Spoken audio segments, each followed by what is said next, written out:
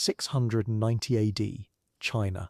A 65-year-old woman stands before thousands of officials and declares herself emperor, not empress, emperor.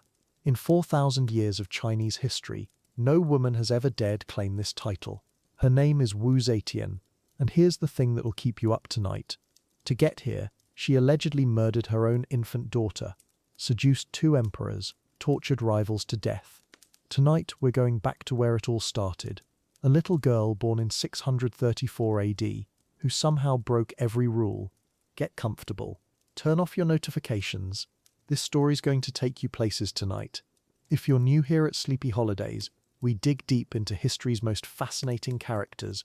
Real people, real drama, real consequences. Hit subscribe if you want more stories like this. And drop a comment. Where are you listening from? What time is it where you are? I love knowing there are people around the world hearing these same wild stories. Alright, let's meet the girl who would become China's only female emperor. An unusual girl in Tang Dynasty, 634 AD, Wenshui County. Picture this. A baby girl is born into the Wu family. Aristocrats, wealthy, influential. Her father Wu Shihu made his fortune in the timber business before becoming a government official.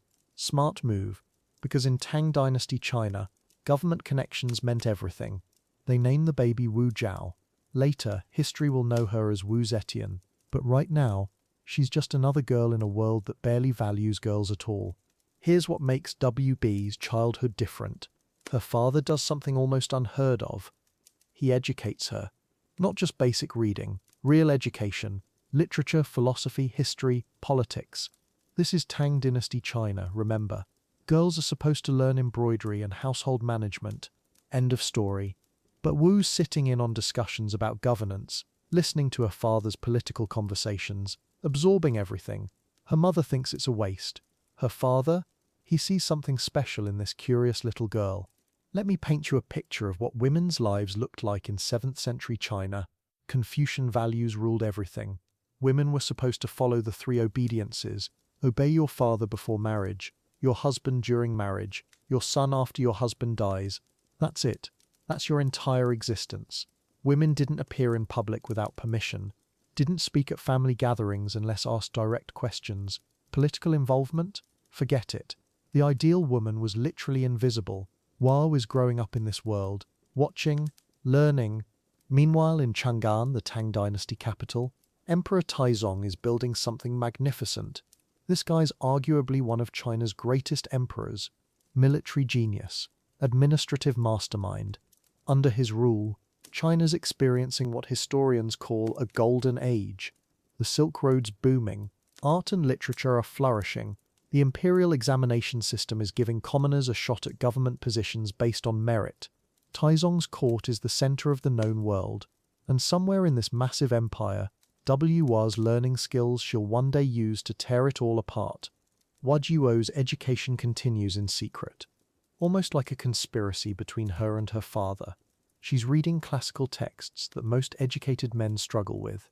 Poetry, philosophy, military strategy. Her mind is like a sponge, soaking up everything. She's particularly fascinated by stories of power. Who has it? How they got it? How they keep it? Her favorite books, histories of previous dynasties. She's studying every palace coup, every rise and fall. This isn't just academic curiosity. This girl is taking notes. At 13, Wu's beauty starts getting attention. In Tang Dynasty China, this means one thing: marriage negotiations. Her family starts receiving inquiries from other aristocratic families. But Wu's father hesitates. Maybe he recognizes that his daughter is too intelligent, too ambitious for a traditional marriage. Maybe he senses bigger opportunities coming, because whispers are starting to reach their household. The Imperial court is always looking for new faces, young, beautiful, educated women to serve as concubines. It's a dangerous honor. Imperial concubines aren't just decorative objects. They're part of a complex political system. The emperor has one official wife, the Empress, but dozens of concubines ranked in 9 levels. Each rank comes with different privileges, different living quarters, different chances of advancement. The smart ones learn palace politics fast. The naive ones get eaten alive. Competition is brutal. And the ultimate prize, producing a male heir who could one day inherit the throne.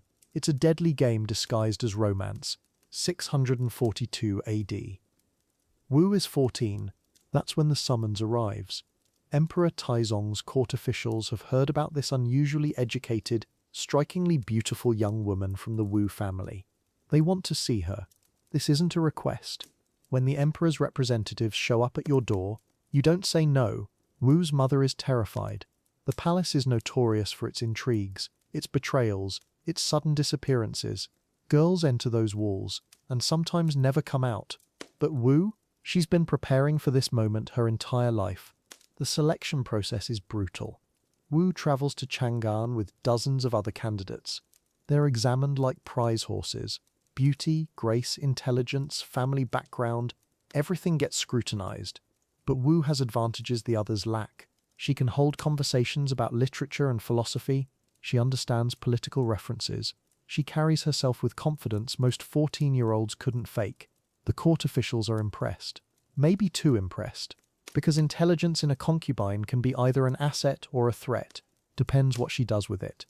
Emperor Taizong sees her for the first time in the Hall of Mental Cultivation.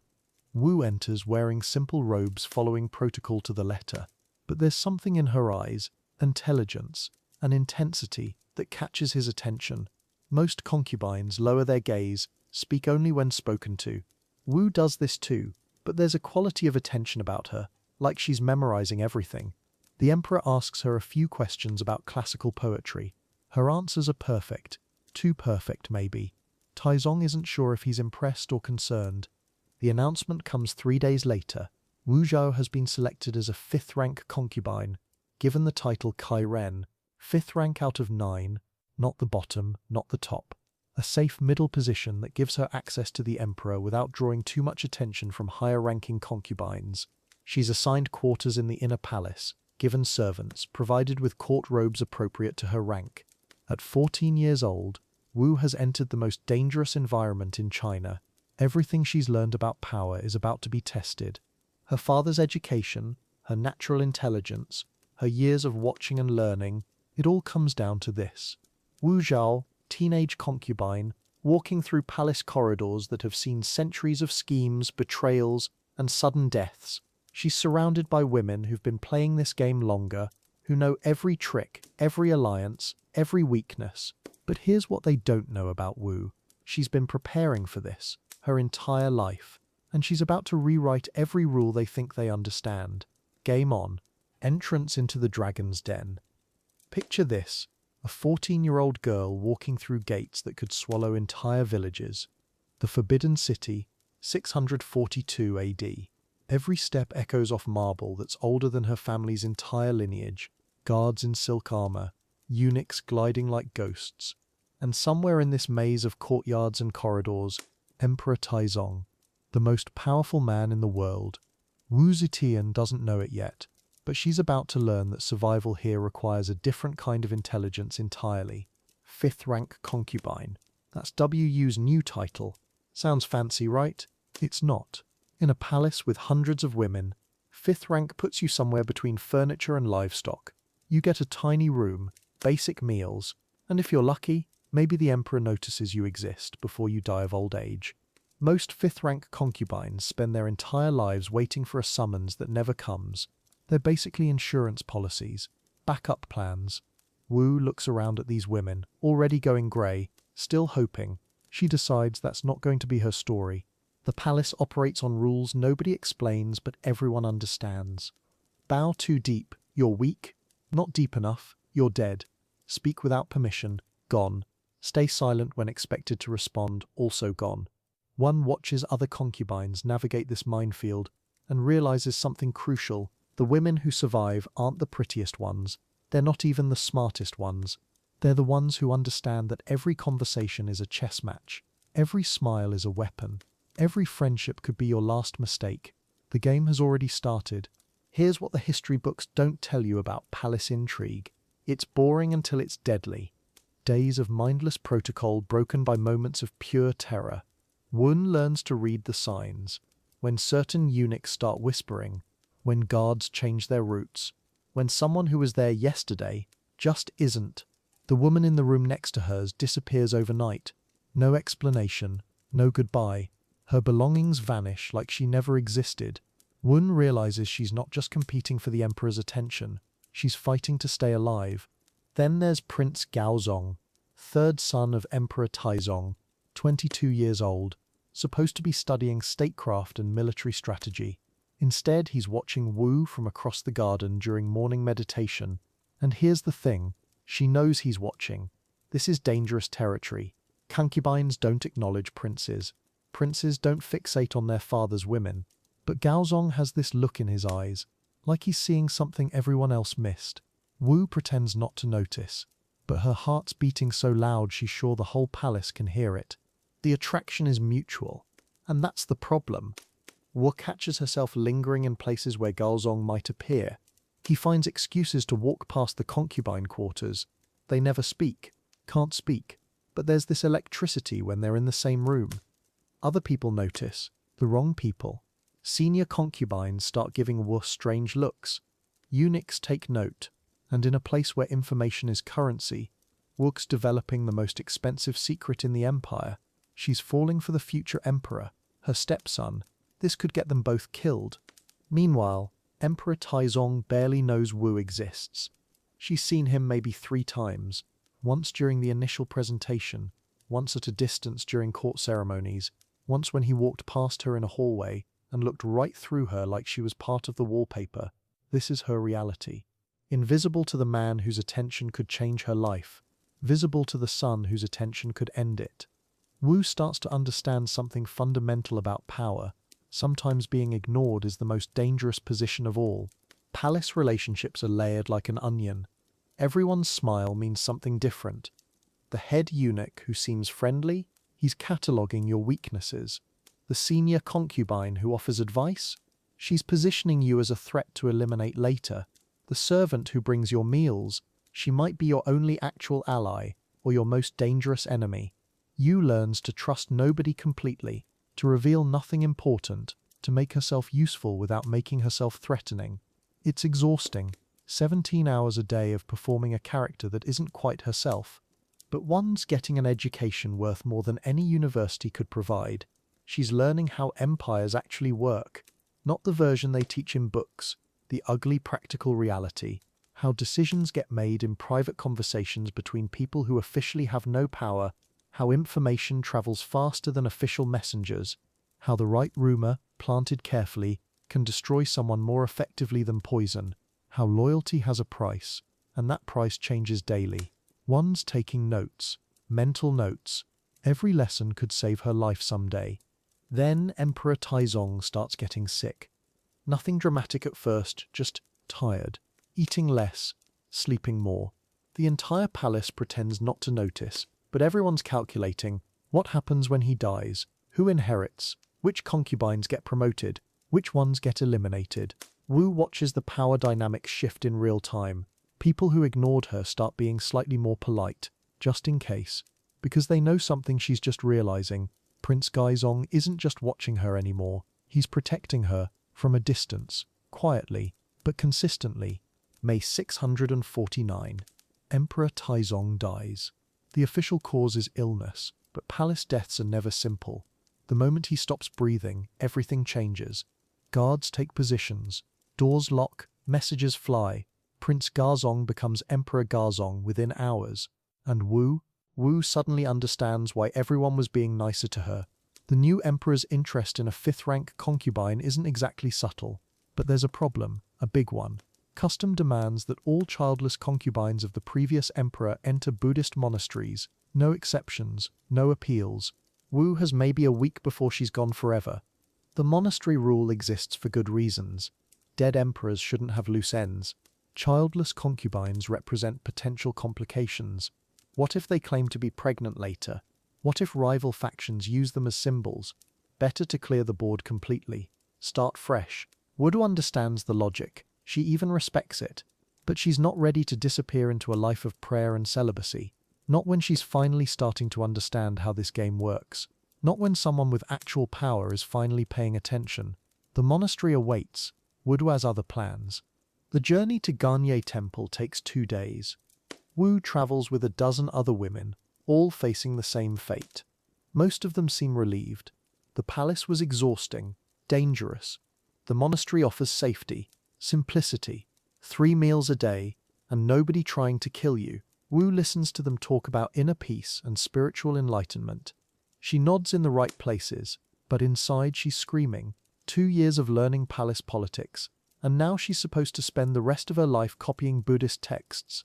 Wu stares at the monastery walls growing larger. This isn't the end of her story. Garnier Temple is everything the palace wasn't. Quiet, simple, peaceful. Wu shaves her head, puts on grey robes, learns the daily routine of prayer, study, meditation.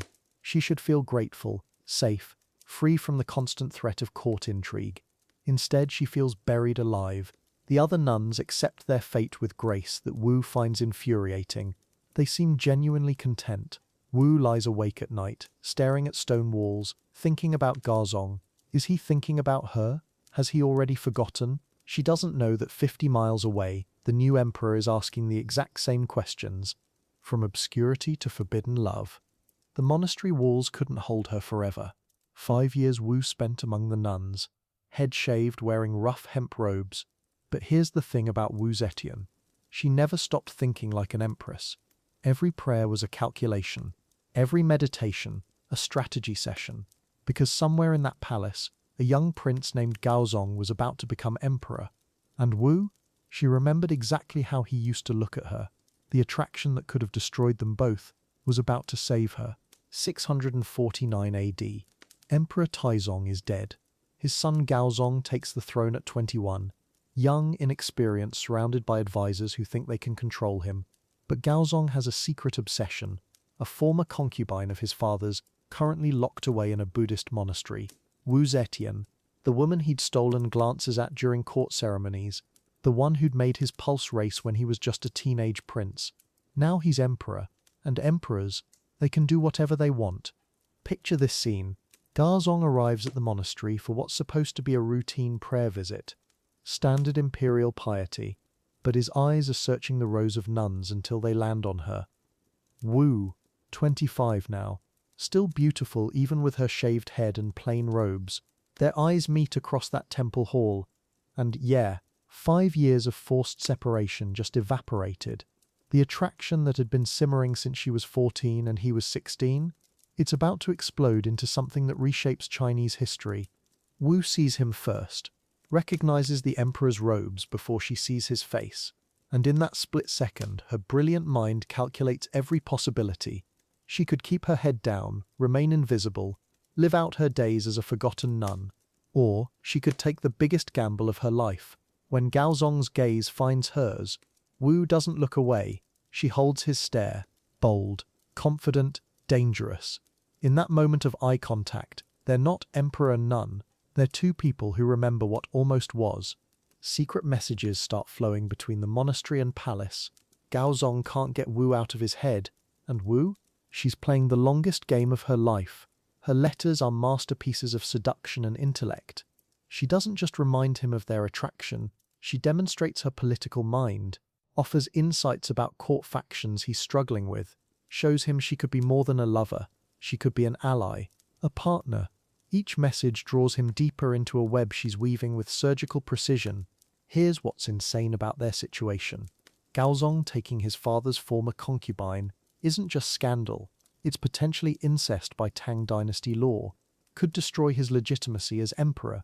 Wu knows this, Gaozong knows this, but desire makes people stupid, and Wu's making sure his desire burns white hot. She's not just seducing an emperor, she's seducing an empire. Because if she can make Gaozong choose her over everything, protocol, tradition, political safety, she wins everything. The ultimate power move disguised as forbidden love, 651 AD. Wu returns to the palace. Not as empress, not even as a high-ranking concubine. 5th rank again, same as when she was 14. But this time is different. This time she has the emperor's heart and his ear. Gaozong's wife, Empress Wang, watches this newcomer with growing alarm. Wang had survived court politics for years, but she's about to face something she's never encountered before. A woman who doesn't just want power, a woman who understands exactly how to take it. The rivalry begins immediately. Empress Wang versus Wu Zetian. It's not even close. Wang relies on tradition, protocol, her established position. Wu relies on psychology. She studies Wang's weaknesses, maps every political alliance in the court. While Wang complains to advisors about the improper concubine, Wu's making herself indispensable to Gaozong. State documents, Wu helps review them. Difficult decisions, Wu offers brilliant counsel. Wang's fighting for her marriage. Wu's building an empire inside the empire. Guess who's winning? Wu gets pregnant. This changes everything, because if she has a son, he could challenge the succession. Empress Wang is barren, no heirs to secure her position. Consort Xiao, Gaozong's other favorite, already has children. Wu's pregnancy makes her dangerous to everyone. But here's the twist. She gives birth to a daughter. In normal circumstances, this would be disappointing. Girls can't inherit the throne. But Wu Zetian isn't playing by normal rules. This baby girl is about to become the most tragic pawn in Chinese imperial history. What happens next? Historians still argue about it. The baby daughter dies. Suddenly, suspiciously, Wu immediately accuses Empress Wang of murder, claims Wang strangled the infant during a visit to Wu's quarters. The timing is perfect, too perfect. Some sources suggest Wu killed her own daughter and staged the scene, infanticide, to frame her rival. If true, it's the coldest calculation in human history, a mother sacrificing her child for political power. But did it actually happen? We may never know for certain. Gaozong faces an impossible choice, his wife or his beloved concubine. Wang swears her innocence, but Wang's grief seems genuine. Her tears, her rage, her demands for justice, it's masterful performance art. Or maybe it's real trauma from a mother who lost everything. Wang forces Gaozong to choose sides, not just in this incident, but in everything that follows. Love versus duty, passion versus protocol, the woman who shares his bed and his thoughts, or the empress who represents tradition and stability. Gaozong believes Wu. Maybe because he wants to, maybe because her evidence is convincing, maybe because love makes you see what you want to see. But his decision destroys everything Wang built over decades. He strips Wang of her title as Empress. Same fate for Consort Zhao, who supported Wang in the power struggle. Both women are demoted, disgraced, eventually imprisoned. The Tang court is shocked. Deposing an empress was almost unthinkable. But Gaozong isn't thinking about tradition anymore. He's thinking about the woman who cries in his arms. Wang and Xiao's final days are brutal beyond imagination. Wu doesn't just want them gone, she wants them obliterated. The former empress and consort are locked in the palace dungeon, hands and feet amputated so they can't escape or harm themselves, left to die slowly in their own filth. When Wang begs for mercy, Wu allegedly responds that this is what traitors deserve. Whether Wang actually killed the baby doesn't matter anymore. Wu's version of events became truth, and truth backed by imperial power is absolutely terrifying. 655 AD. Wu Zetian becomes Empress of China, from monastery nun to the highest position a woman could hold in the empire. All it cost her was, well, possibly her own daughter's life. Definitely her soul, if you believe in that sort of thing. But Wu's not done climbing. Being Empress is just another stepping stone. She's proven she can outmaneuver anyone, manipulate anyone, sacrifice anything for power. The question isn't whether she'll go further. The question is, how far is she willing to go? A blood-soaked ascent to power. The whispers have done their work. That tiny body, Yu's own daughter, found lifeless in the Empress Wang's chambers. Whether Wu actually killed her own child or just let everyone think she did, that's the terrifying genius of it all. Because now Gaozong believes his Empress is a murderer. And Wu, she's playing the grieving mother perfectly. Tears at exactly the right moments. Rage that feels authentic, because maybe it is. The palace holds its breath, waiting for the Emperor's judgment. Gaozong doesn't just believe Wudiu's story, he's consumed by it. Here's the thing about weak men in power, they crave someone to blame for their own failures. And Wudiu's given him the perfect target. Empress Wang, who never produced a male heir, Consort Zhao, who challenged Wu openly, both women now painted as jealous murderers of innocence. The Emperor's mind is made up. The question isn't if he'll act, it's how brutal the punishment will be. And Wu, she's already planning her next move. 655 AD. The decree comes down like thunder. Empress Wang and Consort Xiao are stripped of all titles, banished to the cold palace, that forgotten corner where imperial women go to disappear, their families exiled, their servants scattered, and in their place, Wu Zhao becomes Empress Wu, 29 years old, a concubine who started as 5th rank, now wears the phoenix crown. But here's what chills the blood. This isn't revenge, this is just Wu clearing the board. The real game starts now. What happens next? It stays with you. Because Wu doesn't just want Wang and Zhao gone, she wants them destroyed, not killed quickly. That would be mercy. Instead, she orders their hands and feet cut off first. Then they're thrown into wine vats to drown slowly. The former Empress Wang, who once wore silk and ruled the inner palace, dies in agony in a clay jar. This isn't justice. This is a message written in blood for anyone who might challenge Empress Wu. The details are hard to stomach, but they matter. Because this torture isn't random cruelty. It's calculated terror. Wu makes sure the whole palace hears about it. Every servant, every concubine, every minor prince gets the message loud and clear. Cross the new Empress and you don't just die. You suffer first. Your family suffers. Your name gets erased. It's psychological warfare disguised as punishment. And it works. The palace goes dead quiet around Wu. Nobody even whispers complaints anymore. But here's where Wu shows her real genius. While everyone's still processing the horror of what happened to Wang and Xiao, she's already consolidating power, installing her allies in key positions, promoting officials who understand the new reality, dismissing anyone too closely tied to the old regime. She's not just Empress now, she's becoming the power behind the throne. And Gaozong, still shaken by the infant murder story, leans on her more and more for advice. This is where things get really interesting, because Gaozong starts having health problems, headaches, vision issues, weakness, maybe it's stress, maybe it's guilt, maybe it's something else entirely. But whatever's causing it, the Emperor can't handle the daily grind of ruling anymore. So who steps in? Wu, sitting beside him during audiences, reading reports, making suggestions that sound like requests but feel like commands. The court officials start coming to her first. Smart move. The atmosphere in the palace changes completely. Before Wu, court politics were about subtle influence and careful alliances. Now, it's about survival. Officials watch each other for signs of disloyalty. Everyone's wondering who might be next.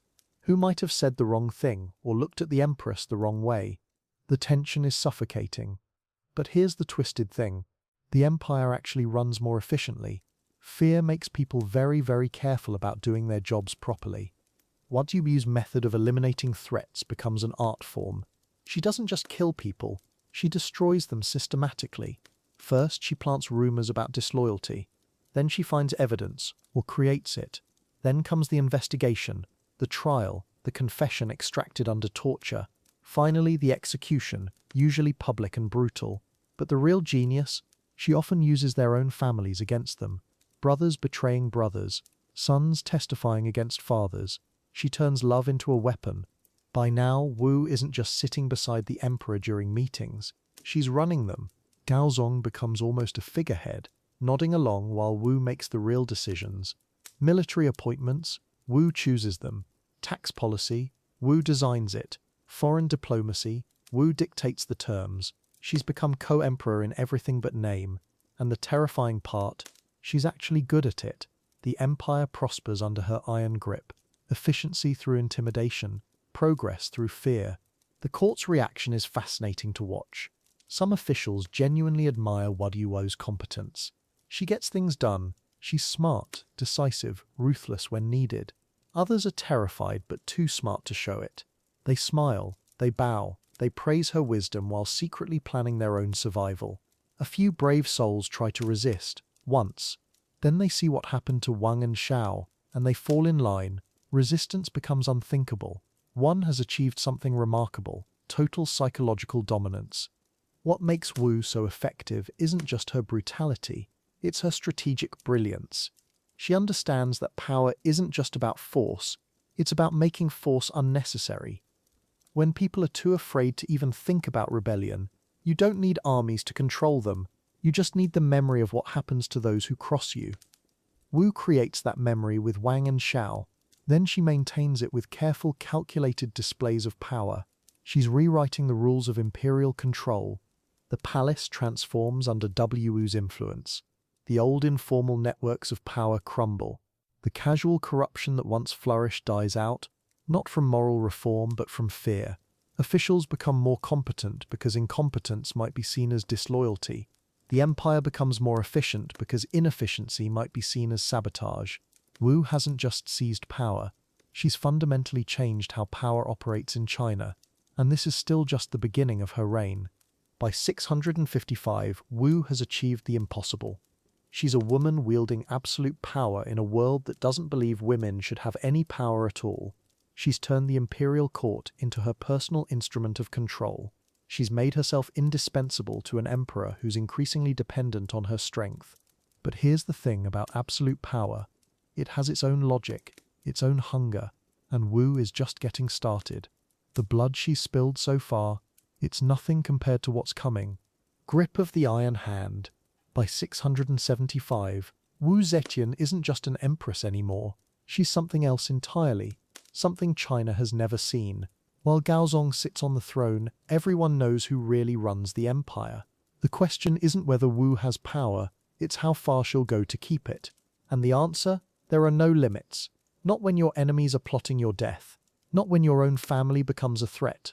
Wu's about to show the world what happens when you corner a woman who refuses to lose. The palace has become a chessboard. Every conversation is a move, every smile hides a blade. Wu sees it all. The whispered meetings, the nervous glances, the way certain ministers suddenly avoid her eyes. They think they're subtle, they think they're smart. Wu lets them think that, because while they're plotting in shadows, she's 3 moves ahead, always. The first rule of palace survival, never let them see you sweat. The second rule, make sure they're the ones sweating instead. Spring 676. The Minister of War makes his move. Not directly, that would be suicide. Instead, he starts spreading rumors. Wajui's too powerful. The emperor's being controlled. Traditional Confucian values are under attack. Sound familiar? It should. This is the same playbook they used against every strong woman in Chinese history. The difference? Wu Zetian doesn't back down. She doesn't retreat to her quarters and weep. She destroys him, completely. His family, his allies, his legacy, all of it, gone. Here's how one operates. She never strikes first. Never. She lets her enemies reveal themselves, make the first aggressive move. Then she documents everything. Names, dates, who said what to whom. When they finally move against her, she's ready. Not just with evidence, but with counter moves they never saw coming. It's not enough to win. You have to win so completely that no one else even thinks about challenging you. That's the lesson one teaches, over and over, with blood. The first assassination attempt comes in summer 677. Poison in her tea. Classic. Wu doesn't drink it. Her food taster does. Poor bastard dies convulsing on the floor while Wu watches. Does she panic? Does she run? No. She finishes her meeting, calmly, like nothing happened. Then she spends the next 6 months unraveling the plot, thread by thread, name by name. When she's done, 12 families are dead or exiled. The message is clear. Try to kill me, and I'll erase your entire bloodline. Attempt number 2. A hired assassin in her private chambers. He gets past 3 layers of security, gets within arm's reach. Wu Yu's alone, supposedly defenseless. Except she's not. The man drops dead before he can draw his blade. Poisoned needle, hidden in her jewelry. Wu Yu planned for this exact scenario, because that's what separates amateurs from professionals. Amateurs react, professionals prepare. Wu Zetian is the ultimate professional, and her enemies? They're starting to realize they're completely outclassed. The third attempt is different, smarter. They don't try to kill her body, they try to kill her reputation. Forged documents surface. Love letters supposedly written to a Buddhist monk. Evidence of corruption. Proof she's manipulating the emperor. It's brilliant, actually, if it were true. But Wu saw this coming months ago. She has counter-documents, witnesses, proof of the forgery. When the smoke clears, her accusers are the ones facing charges of treason. Wu doesn't just survive the attack, she weaponizes it. By 680, Gaozong is barely a shadow. The strokes keep coming, speech slurred, memory failing. Everyone can see it. Everyone except Wu, who insists the emperor is fine, perfectly capable of ruling. She just helps him with the difficult decisions, and the easy ones, and everything in between. The court plays along, because they have no choice. Wu controls the Imperial Guard, the treasury, the flow of information. She is the government. Gaozong is just the face on the coins. The bureaucracy bends the knee. Not out of love, out of terror. Wan Yu's network of informants is everywhere. Your servant might be reporting your conversations. Your brother might be documenting your complaints. Your wife might be counting your coins. Paranoia becomes the new court currency. And Wan Yu, she thrives on it. Because scared officials don't plot rebellions. They keep their heads down, do their jobs, survive another day.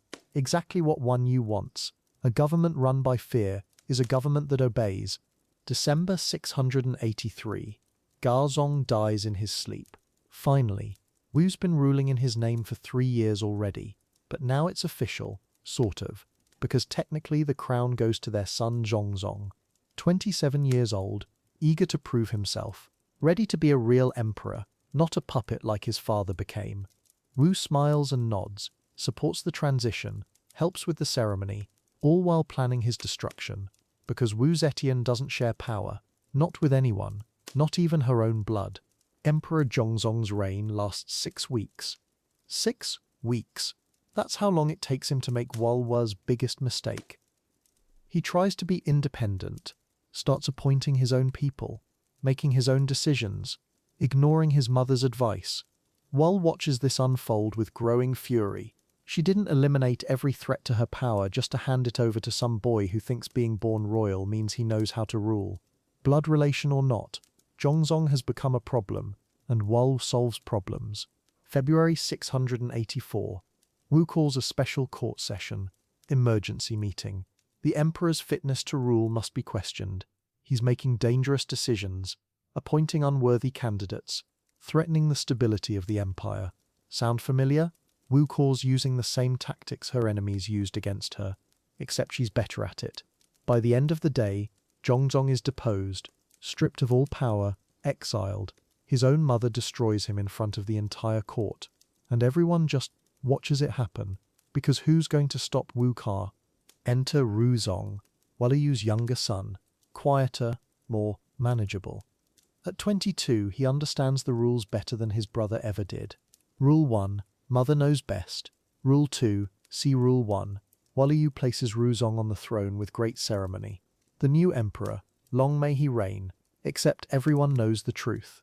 Ruzong isn't an emperor, he's a placeholder, a warm body in fancy robes while Walayu continues running everything. And unlike his brother, Ruzong is smart enough to accept it. By the end of 684, Wu's transformation is complete. She's not the empress anymore. She's not the co-regent. She's not even the power behind the throne. She is the throne. Everything flows through her. Every decision, every appointment, every policy. China has an emperor named Ruzong, but everyone knows who really rules. The question isn't whether Wu will take the final step and claim the dragon throne for herself. The question is when, because Wu Zong doesn't do anything halfway, never has, never will. From the Shadow, a new dynasty. October 16, 690 AD. The Meridian Gate of the Imperial Palace. Wu Zetian, 65 years old, walks toward the dragon throne wearing yellow robes reserved for emperors. Not empresses, emperors. The court officials are silent. Some are trembling. What they're witnessing has never happened before in 4,000 years of Chinese history. A woman is about to declare herself emperor, not regent, not empress dowager, emperor. The impossible is about to become real. She's been planning this moment for decades. Every purge, every alliance, every brutal decision has led here. The proclamation scroll is ready. The new dynasty name chosen, Zhou, honoring her family lineage. But first she has to say the words that will shatter every tradition, every law, every assumption about power in China. the words that will make her the most controversial ruler in Chinese history. Her voice cuts through the silence of the throne room. The proclamation echoes through the palace. By the mandate of heaven, I, Wu Zetian, do hereby establish the great Zhou dynasty and assume the title of Emperor. Emperor, she doesn't soften it, doesn't call herself Empress Regnant or any other compromised title. Emperor, the same title held by the Yellow Emperor, by the first Emperor of Qin. The reaction is immediate. Some officials drop to their knees, others stand frozen in shock. A few quietly slip away, probably planning rebellion already. Think about what just happened. For 4,000 years, Chinese political theory said this was impossible. The emperor was the son of heaven. Male, always male.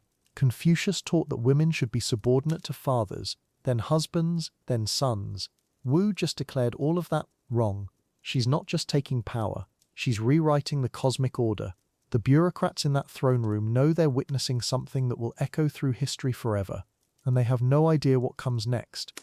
The shockwaves ripple outward from the capital. Provincial governors receive the news by courier. A woman has declared herself emperor. Some refuse to believe it. Others immediately start calculating. Do they submit or rebel?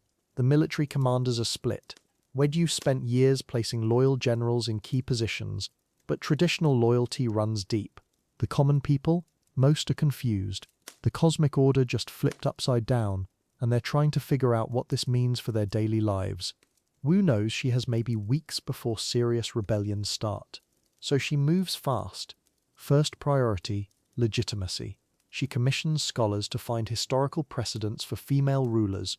They dig up legends about ancient queens, reinterpret Confucian texts, even invoke the yin-yang philosophy to argue that feminine rule can balance the universe. It's creative scholarship, but it works. Some intellectuals start publicly supporting her. The propaganda machine is already spinning at full speed. But Wan Yu's not just defending her right to rule. She's revolutionizing how ruling works. The old aristocratic families who've dominated the court for generations, she starts pushing them out. Instead, she expands the imperial examination system. Merit over bloodline, talent over tradition. Suddenly, sons of merchants and farmers can compete for government positions alongside the nobility. It's social engineering on a massive scale. And the old guard absolutely hates it, because their monopoly on power is crumbling. The examination reforms are just the beginning. WUM creates new government departments, promotes women to administrative positions unheard of before her reign. She establishes schools for girls in the capital. Women's education, which Confucian tradition discouraged, suddenly becomes imperial policy. Conservative officials are horrified. They're watching centuries of social order get dismantled by imperial decree, and there's nothing they can do about it, because questioning the emperor means death, even if the emperor wears silk robes instead of armor.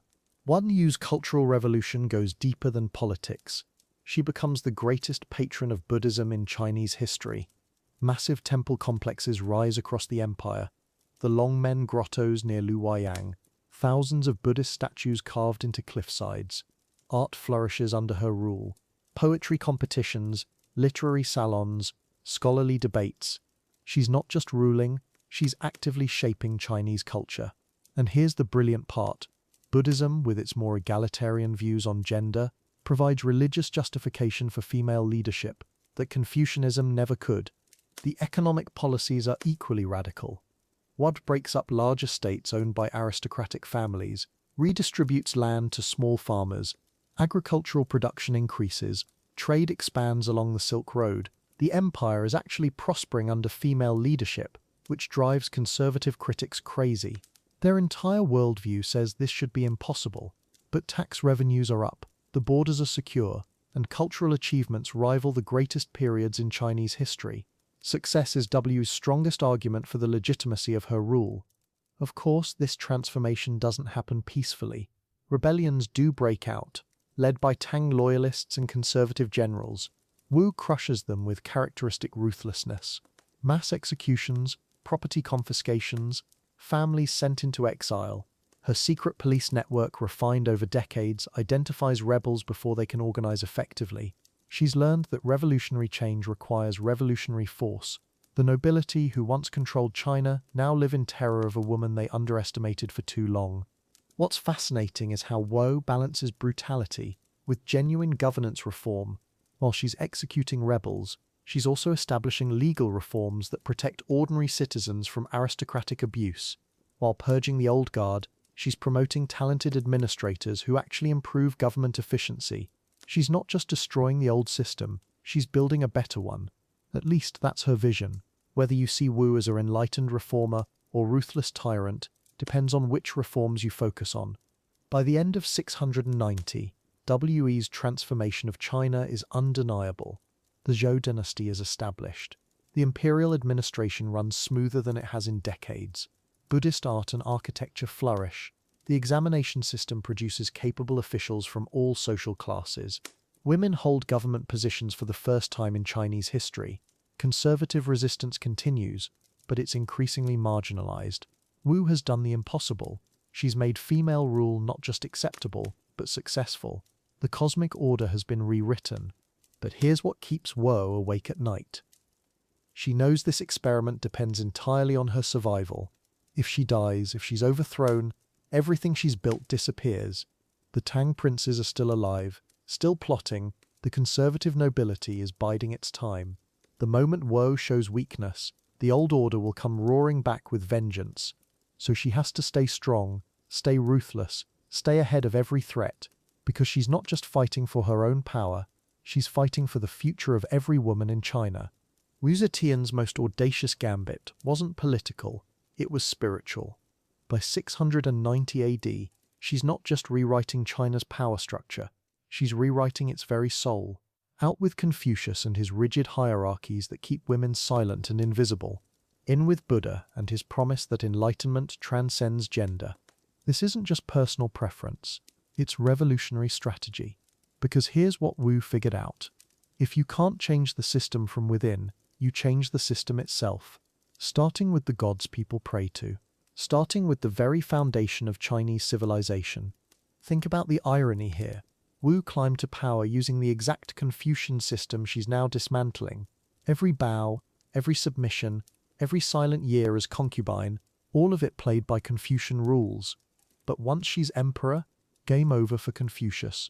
Because Buddhism offers something Confucianism never could. The radical idea that gender doesn't determine your spiritual worth, that a woman can achieve enlightenment, that a woman can rule with divine mandate. Wu doesn't just see opportunity here, she sees salvation, not just for herself, but for every woman trapped in Confucian silence. Buddhism over Confucianism. Wu's religious revolution. The year is 691, 1 year into Wu's reign as emperor, and she's spending money like the treasury's bottomless, not on armies, not on palaces for herself, on temples, massive, impossible, carved from living rock temples that'll still take your breath away 1,300 years later. This isn't vanity, it's propaganda in stone. Every Buddha statue she commissions sends the same message: the divine approves of female rule. Every monastery she funds whispers the same truth: the old gods are dead, long live the new gods, long live the woman who chose them. The Longmen Grottos. Wise masterpiece. Limestone cliffs outside Luoyang carved into the largest Buddha statues in the world. The centerpiece? A 56-foot Buddha whose face, well, scholars still argue about this, but it looks suspiciously like Wu herself. Coincidence? Right. This is divine propaganda at its most brilliant. Thousands of pilgrims journey here daily, bowing before Buddha, bowing before Wu. The lines blur beautifully. When people worship, they're worshipping her authority. When they pray, they're praying to her vision. Stone and spirit merged into something unstoppable, something revolutionary. But it's not just one project. Wondru's Buddhist construction spree spans decades. The Famine Temple, the giant wild goose pagoda, the White Horse Temple expansion, each one more magnificent than the last, each one employing thousands of workers, artists, monks. This is economic stimulus wrapped in religious revolution. She's not just building temples, she's building a new China, one where Buddhist values replace Confucian tradition, where compassion matters more than rigid hierarchy, where the emperor, stands blessed by Buddha himself. Every hammer strike, every carved lotus petal proclaims it. Wu surrounds herself with Buddhist monks, not as spiritual advisors, as political allies. These men understand something Confucian scholars refuse to accept, that power transcends gender, that enlightenment comes from wisdom, not from being born male. She promotes Buddhist teachings in schools. She funds Buddhist texts. She even changes imperial ceremonies, incorporating Buddhist rituals that legitimize her rule. The Confucian establishment watches in horror as their worldview crumbles. But the people see temples rising, arts flourishing, and a confident emperor who talks to gods, and the gods apparently talk back. Here's what's genius about Wu's Buddhist strategy. Confucianism demands rigid social order. Your place in society determined by birth, gender, family status. Buddhism says enlightenment comes through individual spiritual achievement. Suddenly, Wu's rise isn't an abomination, it's evidence of her spiritual superiority. She's not breaking natural law, she's transcending it. Every Buddhist text that talks about overcoming earthly limitations becomes proof of her divine mandate. The religion she promotes literally redefines what's possible, for her, for women, for the entire empire. The socio-religious implications, staggering. For centuries, Chinese women lived invisibly. Confucian doctrine kept them silent, submissive, secondary. But Wu's Buddhist revolution cracks that foundation. Temple schools start educating girls. Buddhist nunneries become centers of female learning. Women begin holding minor government positions, justified by Buddhist principles of spiritual equality. This isn't just Wu's personal liberation, it's institutional change. She's using imperial power to rewrite what Chinese society considers normal, what it considers possible. The old world didn't just end when she became emperor, it ended when she chose Buddha over Confucius. Confucian scholars resist, obviously. They write angry essays about traditional values and natural order. They petition, they protest, they predict divine punishment. Wu responds by funding more Buddhist projects, bigger temples, grander statues, more monks preaching enlightenment over hierarchy. She's not just ignoring their criticism, she's drowning it in stone and gold and incense smoke. Every complaint they make gets answered with another Buddha statue. Every traditional text they quote gets countered with Buddhist teachings about transcending limitations. It's ideological warfare fought with architecture and art, and Wu's winning. The scale of her religious patronage is mind-boggling. Modern estimates suggest Wu spent nearly 30% of imperial revenue on Buddhist projects. Temples, statues, monasteries, texts, festivals, schools. That's like a modern nation dedicating its entire defense budget to religious construction. For 50 years, her critics call it wasteful, her supporters call it visionary, history calls it unprecedented, because no ruler before or since has so completely reimagined their civilization's spiritual foundation.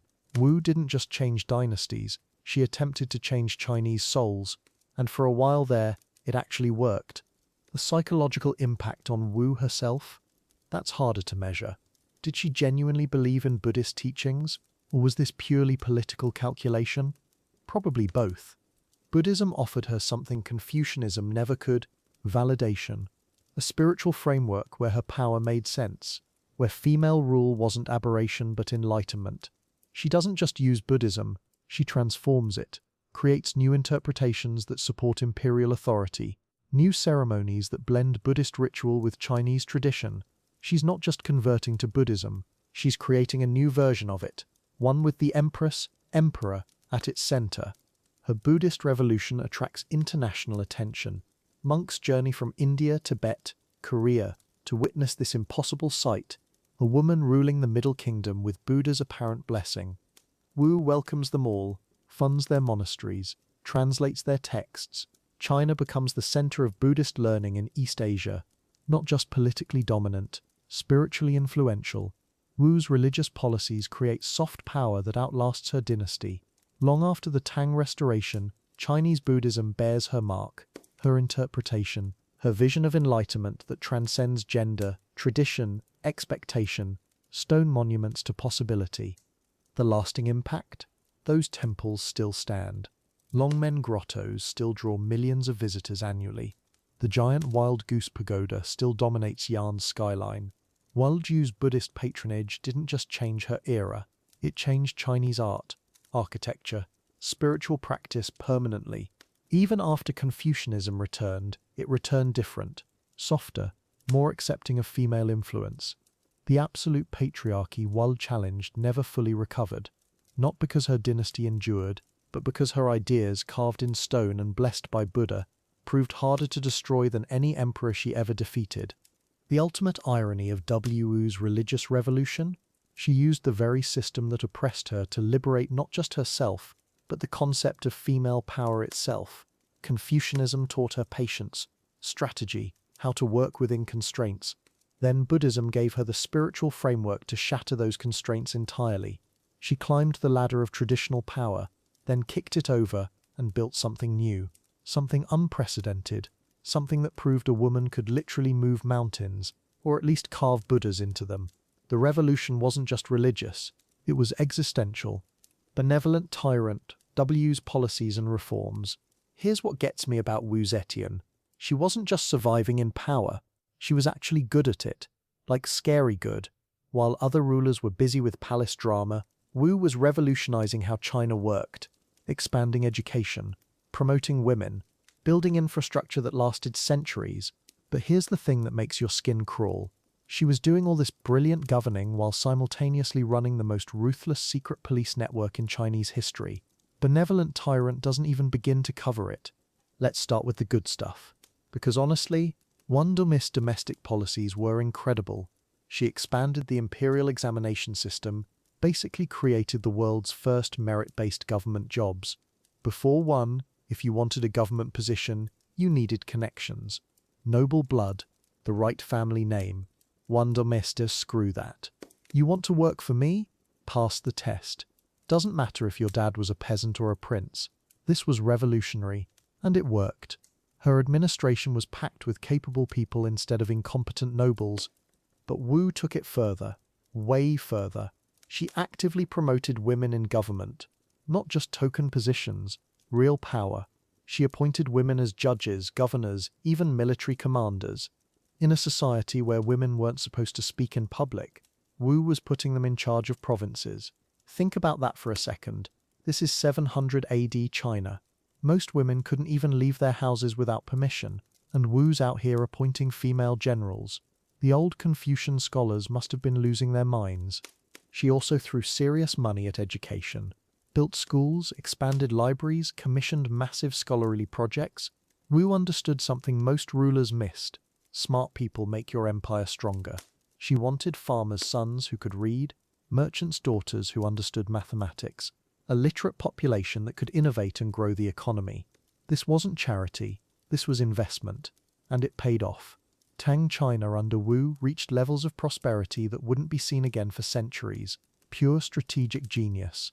Buddhism was another masterstroke. While Confucian scholars wanted women silent and submissive, Buddhist philosophy actually supported Wu Yu's rule. Buddhism said enlightenment wasn't limited by gender. Perfect. Wu Yu poured resources into Buddhist temples, commissioned massive Buddha statues, funded monasteries. But this wasn't just religious devotion, it was political calculation. Every Buddhist monk became a voice legitimizing her reign. Every temple became a symbol of her divine mandate. She was literally building a religious justification for female power across the empire. The results were undeniable. Trade flourished, art reached new heights, poetry and literature exploded. Yu's court attracted scholars, artists and inventors from across Asia. She commissioned the world's first known encyclopedia, sponsored expeditions that expanded geographical knowledge, supported technological innovations in agriculture and manufacturing. China under Wu wasn't just stable, it was advancing. The economy was booming, the population was growing. By any measure of successful governance, Wu was crushing it, absolutely crushing it. But here's where the story gets dark. All this brilliant governing came at a price. A brutal, terrifying price. Wu didn't just rule through competence, she ruled through fear, absolute paralyzing fear. Anyone who questioned her policies, criticized her reforms, or even looked at her wrong, could disappear overnight. Wu had created a secret police network that would make modern dictators jealous. They called them the cruel officials. The name says everything you need to know about what these people did for a living. These weren't normal law enforcement officers. They were professional torturers with government salaries. Wu gave them unlimited authority to investigate anyone, arrest anyone, torture anyone. Nobles, generals, even her own ministers. Nobody was safe. The cruel officials had special torture devices designed specifically for extracting confessions. They operated secret prisons where people vanished for months, and they answered only to Wu. Think about the psychology here. She was simultaneously promoting education and intellectual advancement while systematically terrorizing intellectuals into submission. The paranoia was incredible. Wu trusted no one, not her advisors, not her generals, not even her own children. She rotated officials constantly to prevent them from building independent power bases. She encouraged people to inform on each other, neighbors spying on neighbors, servants reporting on masters, ministers watching ministers. Wu had turned the entire empire into a surveillance state. And the crazy part? It worked. All the competent governance, all the cultural achievements, they happened because everyone was too terrified to challenge her authority. Take her approach to military threats. Wu didn't just defeat enemies, she destroyed them so completely that the very idea of opposing her became unthinkable. Rebellious generals weren't just executed, their entire families were wiped out, their supporters were tortured to death, their names were erased from official records. Wu understood that mercy could be interpreted as weakness, and she couldn't afford to look weak, not as a woman ruling in a man's world. Every act of brutality was calculated to send a message. Don't even think about it. The contradiction is staggering. Wu was simultaneously China's greatest champion of women's rights and its most ruthless dictator. She promoted female education while torturing female rivals to death. She expanded opportunities for common people while terrorizing anyone who achieved too much success. She built a merit-based government while ensuring that merit without absolute loyalty meant death. Wu had created a system where brilliance and brutality weren't opposites. They were partners, and somehow, impossibly, it worked for 50 years. Here's what's really disturbing. One's methods weren't unusual for male emperors.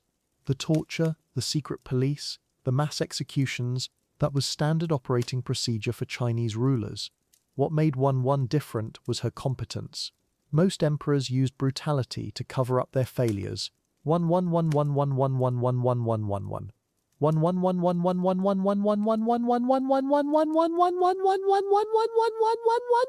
The legacy is impossible to untangle. Yu's educational reforms lasted centuries. Her examination system became the foundation of Chinese government for the next 1,000 years. Her promotion of women created opportunities that wouldn't exist again until modern times.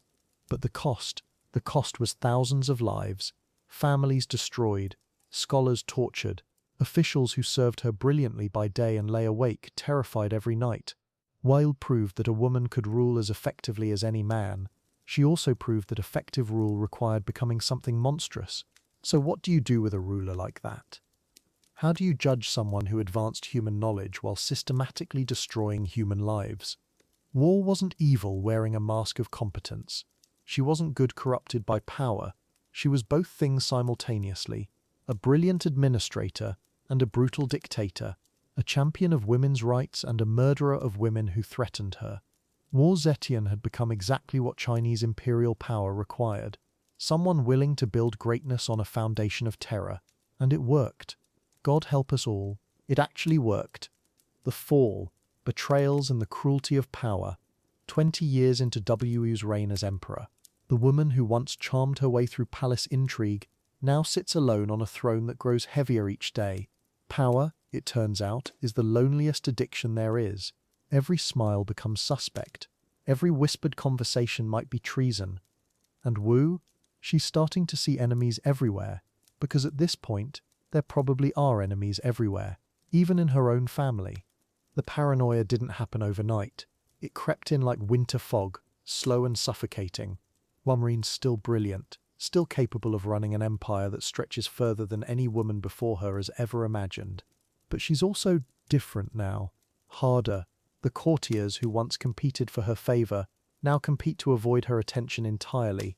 because catching Wu Zetian's eye in 705 AD, that's not a blessing anymore, that's a death sentence waiting to happen. Her secret police network has grown into something monstrous. Originally designed to root out genuine threats, it's now a machine that feeds on suspicion and grows stronger with every accusation. Officials inform on their colleagues, servants spy on their masters, even Buddhist monks once Dubu's strongest supporters whisper prayers in languages she can't understand, and wonder if she's listening anyway. The empire runs on fear now, not respect, and Wu knows it. The first major purge happens suddenly. Minister Li Junchen, once Wu's most trusted enforcer, makes a crucial mistake. He overreaches, accuses someone too close to Wu herself. She doesn't hesitate. Li, the man who tortured and killed hundreds in her name, finds himself in the very same interrogation chambers he once controlled. The irony isn't lost on anyone. Wu's message is clear. No one is untouchable, not even her own instruments of terror. But here's what's eating at Wu late at night. Alone in rooms that once housed emperors, her sons, Prince Zhongzong and Prince Ruizong, both legitimate heirs to the Tang throne she stole, both adults now, with their own supporters, their own quiet resentments. She put Ruizong on the throne once as a puppet, then took it back when he showed too much independence. How do you trust your own children when your own rise to power involved, well, what it involved?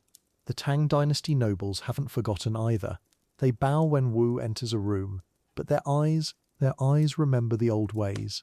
Remember when emperors were men, when succession followed bloodlines instead of raw ambition. Some nights Wu wonders if the whispers she hears through palace walls are real or just echoes of her own guilty conscience. The distinction matters less and less these days. Paranoia doesn't care about reality, it creates its own. Then there's the Buddhist situation. Wu built temples, elevated monks, used Buddhism as her philosophical foundation for 20 years. But even holy men can be bought.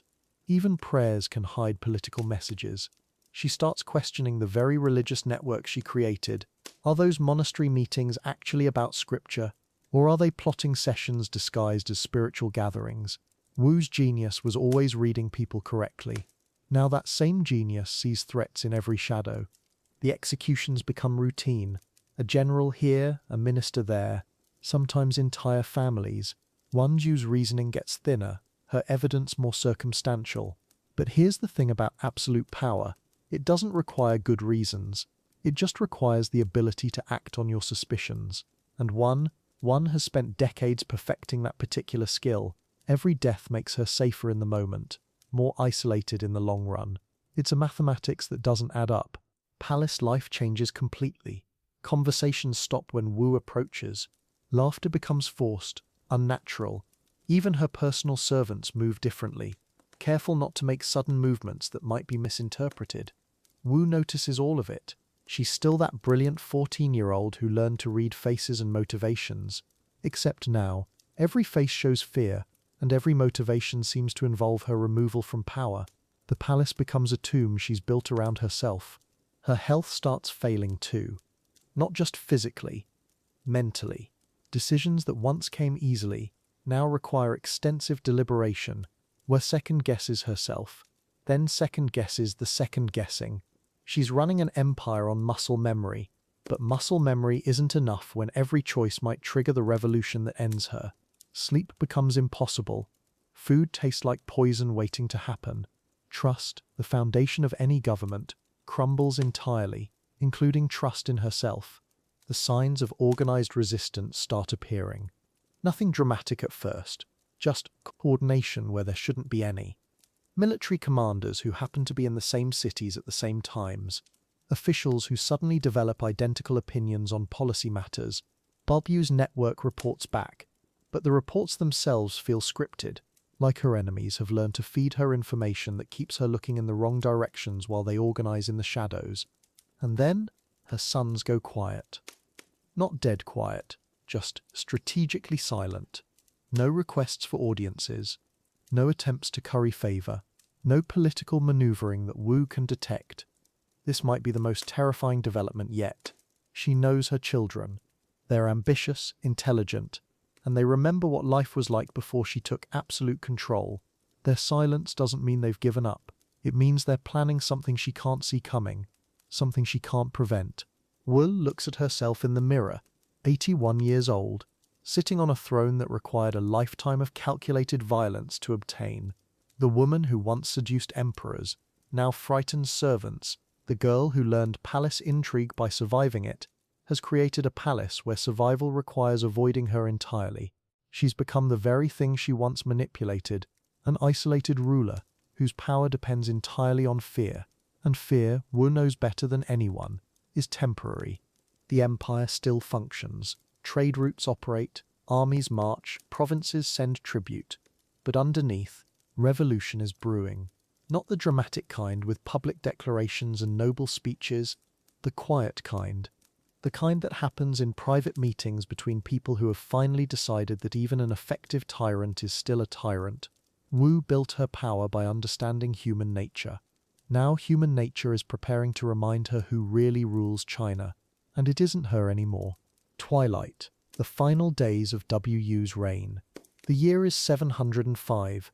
Wu Zetian sits on the dragon throne at 81 years old, an impossible age for these times. But something shifted in the palace corridors. Whispers carry differently now. Footsteps sound more urgent. The woman who clawed her way from 5th-rank concubine to emperor, who survived assassins, rivals, even her own son's ambitions, can feel it. Power slipping away like sand through fingers. After 50 years of iron control, the end is coming, and it won't be on her terms. The signs are everywhere. Court officials arrive later to morning audiences. Some don't come at all. Her decrees take longer to implement, if they're implemented at all. The secret police network she built, still reporting, but the intelligence feels selective, filtered, like they're already hedging their bets. Wu's not naive. She knows what palace coups look like. She's orchestrated enough of them. But this time, she's not the puppet master pulling strings. She's the target. And her own sons, they're not rushing to defend her. Her health isn't helping. The body that carried her through decades of political warfare is finally betraying her. 81 years old in 705 AD. That's ancient. Most people don't see 40. Wu's outlived 3 generations of rivals, 2 emperors, countless assassination attempts. But time she can't defeat. Her mind stays sharp, but her physical presence, that commanding aura that could silence a room, it's fading. Palace guards notice, servants whisper, and ambitious princes smell weakness like wolves, scenting blood. The coup doesn't come with armies or open rebellion. It's subtler than that. More elegant. Palace officials begin bypassing her entirely, taking orders from her son Zhongzong, the same son she deposed 22 years ago. Court ministers suddenly develop urgent business elsewhere when she summons them. Her loyal eunuchs start avoiding eye contact. The bureaucracy simply stops responding. It's death by 1,000 administrative cuts. Power strangled slowly rather than seized violently. And Wu? She watches it happen with the grim appreciation of a master watching students use her own techniques. February 705. The moment arrives with surprising politeness. No armed guards storming the throne room, no dramatic confrontation, just a delegation of ministers and generals, led by her own sons requesting an audience. They bow properly, use all the correct formalities, but their message is crystal clear. It's time to go. Wu looks at these men, some she elevated, others she spared when she could have destroyed them, all now united against her. The irony isn't lost on her. She taught them too well. What strikes you about Wu's response? No rage, no threats, no desperate bargaining or promises of revenge. She listens to their carefully worded ultimatum with the same attention she once gave to battle reports. When they finish, she nods slowly, asks a few practical questions about the transition, discusses logistics like she's planning a state dinner rather than her own political execution. This is Wu Zetian at her core, calculating, pragmatic, even in defeat. She knows when the game is over, and she knows how to lose with style. The abdication ceremony happens quickly, too quickly for such a monumental moment. February 22nd, 705. After 15 years as emperor and 50 years of effective rule, Wu Zetian formally surrenders the dragon throne. The imperial seals are removed. The Zhou dynasty she proclaimed in 690, officially ended. Her son Zhongzong, now 45 years old, reclaims what she took from him in his 20s. The ministers bow to their new, old emperor. And Wu?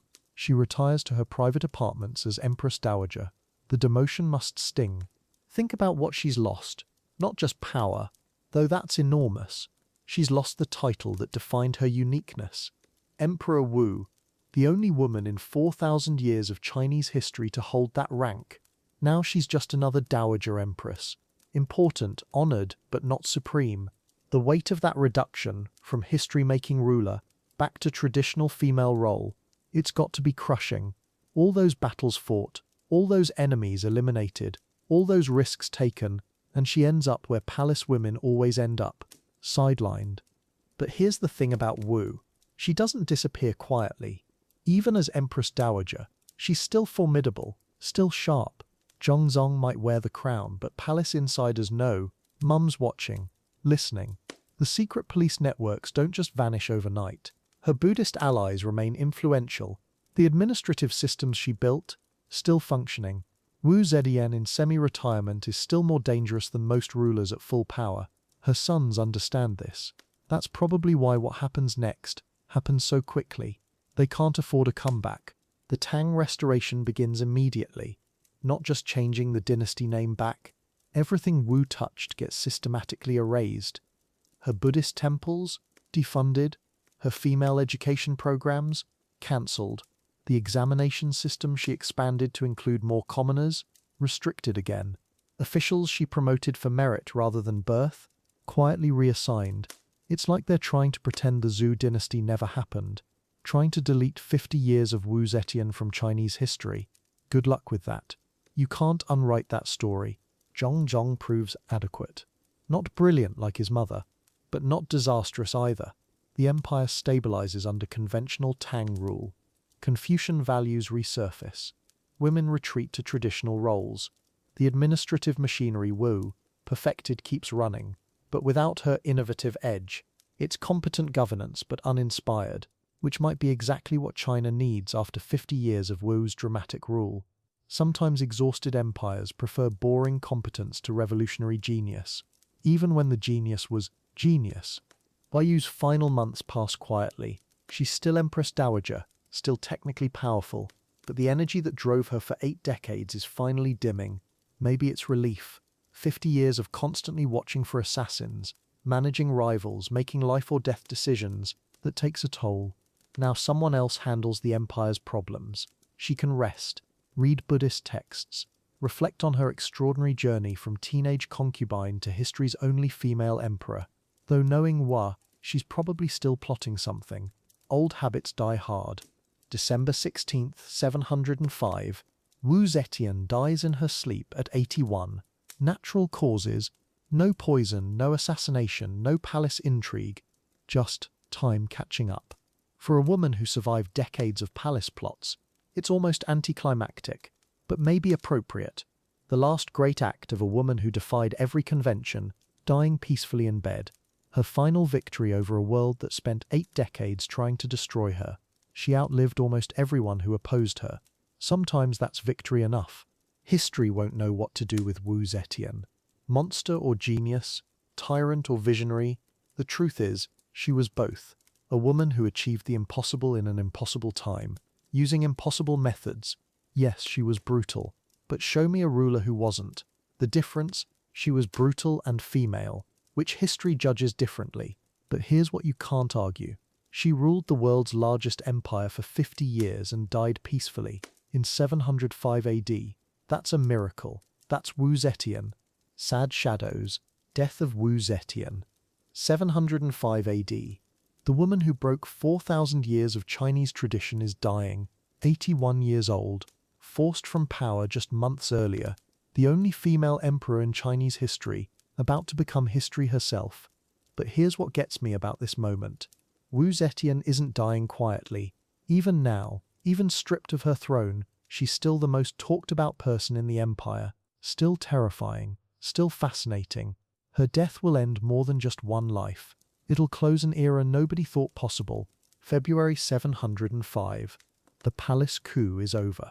Wu Zetian, emperor for 15 years, Empress for 30 before that, has just been forced to abdicate. Her own ministers turned on her. Her own guards stepped aside. The woman who survived palace intrigue for 5 decades, finally outmaneuvered. But think about this.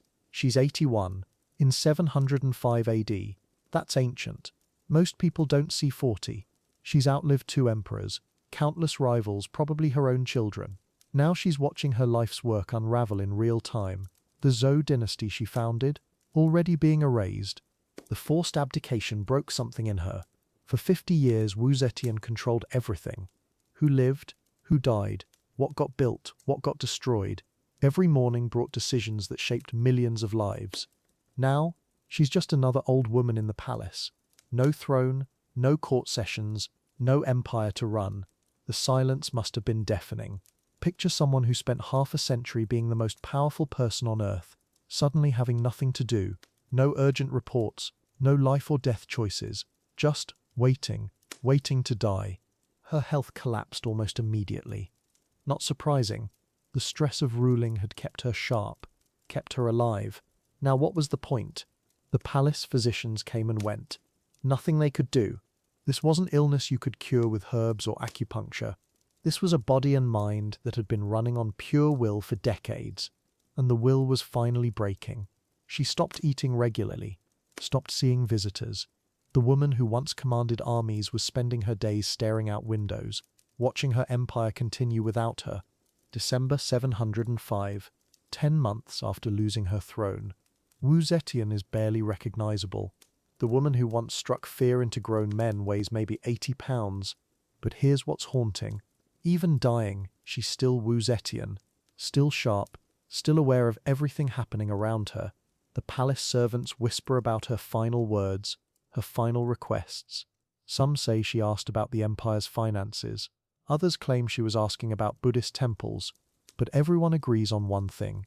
She never once apologized, never once showed regret, even facing death. December 16th, 705 AD. Wu Zetian dies in her sleep. No dramatic final words, no grand gestures, just stopped breathing. The woman who rewrote Chinese history slips away quietly in the pre-dawn darkness. Her servants find her at sunrise. Peaceful expression, they say. Hard to imagine. This woman who lived through palace coups, assassination attempts, the deaths of her children, finally at rest. But even in death, she's complicated.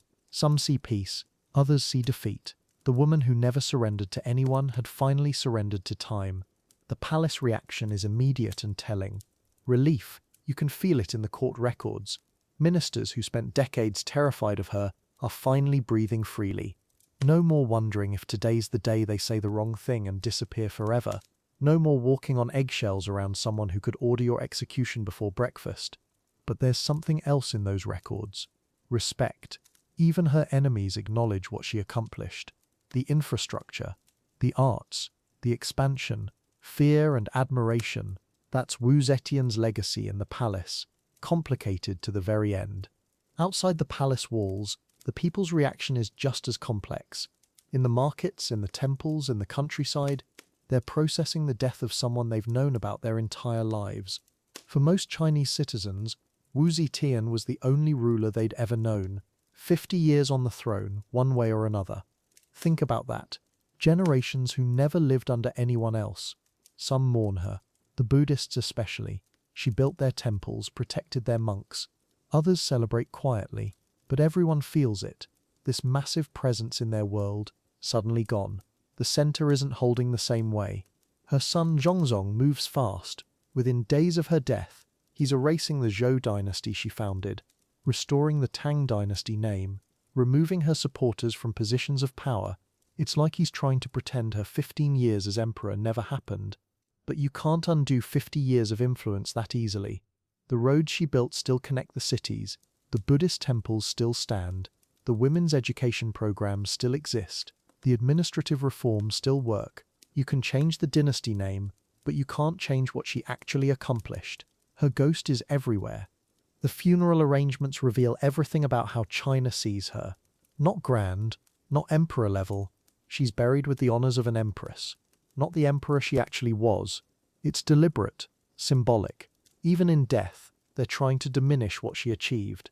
But here's the thing, the people who attend her funeral, massive crowds, Buddhist monks, former officials, common citizens who remember when grain prices were stable and the roads were safe, they're not there to honor an empress. They're there to say goodbye to someone who changed their world, whether they liked her or not. This is where her story gets really interesting. In death, Wu Zetian becomes a myth. Some stories paint her as a monster who murdered her way to power and destroyed traditional values. Others remember a brilliant administrator who expanded the empire and promoted talent over birth. Both versions are true. That's what makes her fascinating. She was absolutely ruthless. People died because of her paranoia.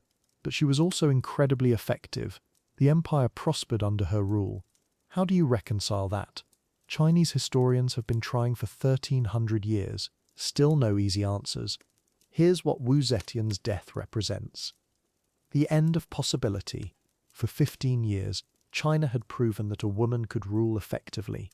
That gender wasn't destiny. That talent mattered more than tradition. Her death closes that door. No woman will hold imperial power in China for the next 1300 years. Not until the 20th century. Think about that lost potential. How many brilliant women were never considered for leadership because Wu Zetian's precedent died with her? The possibilities that died in that palace room in December 705 are staggering.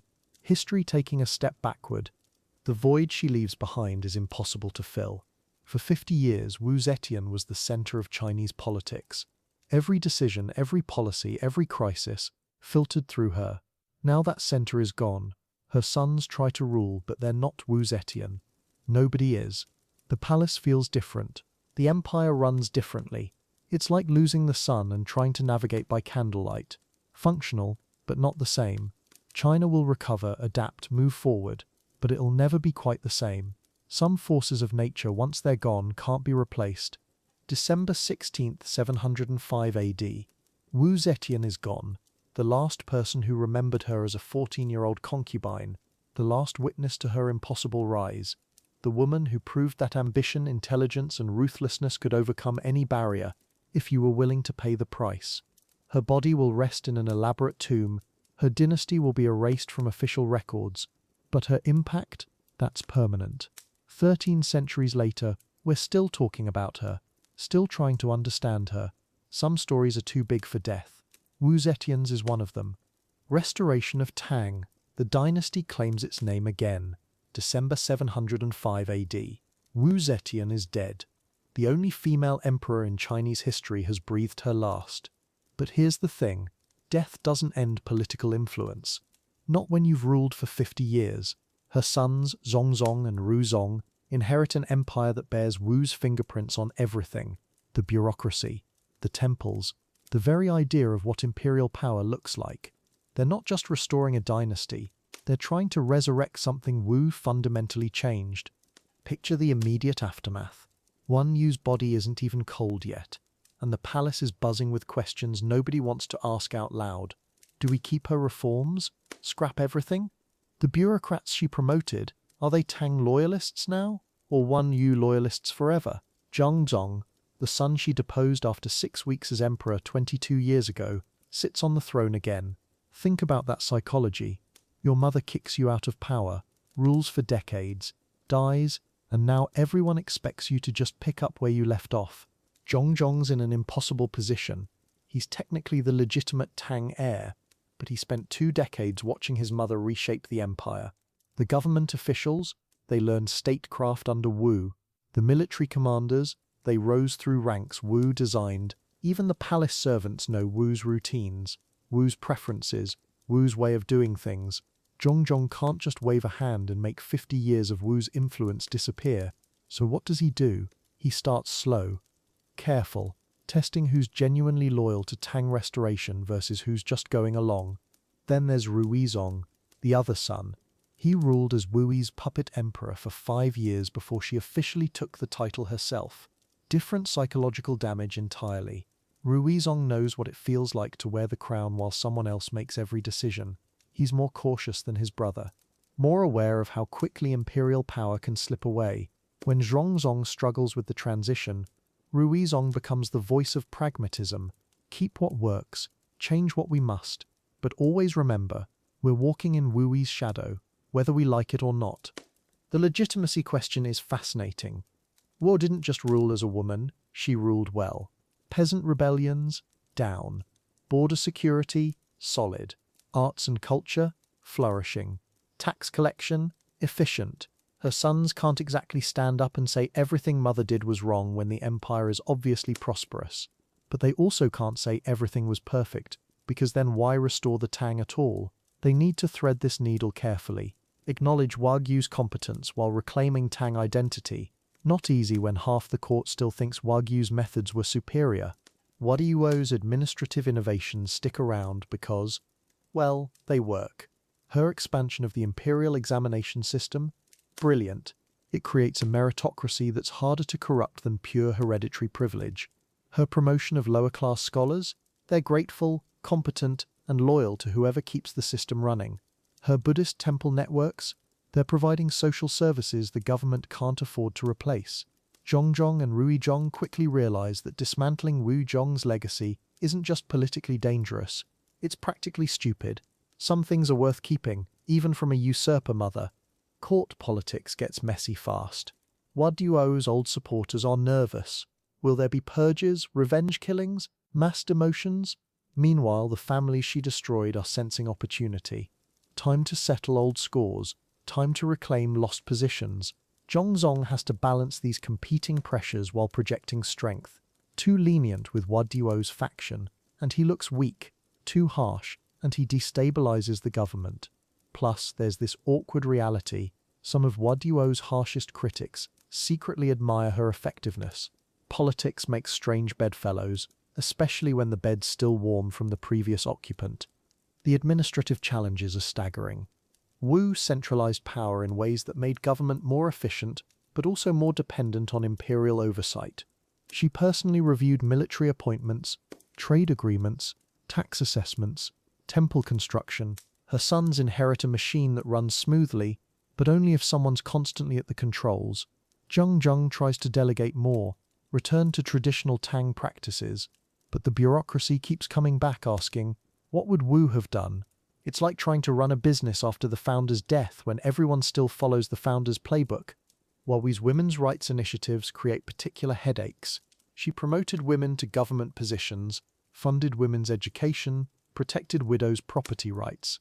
Rolling these back would be politically explosive and honestly unnecessary.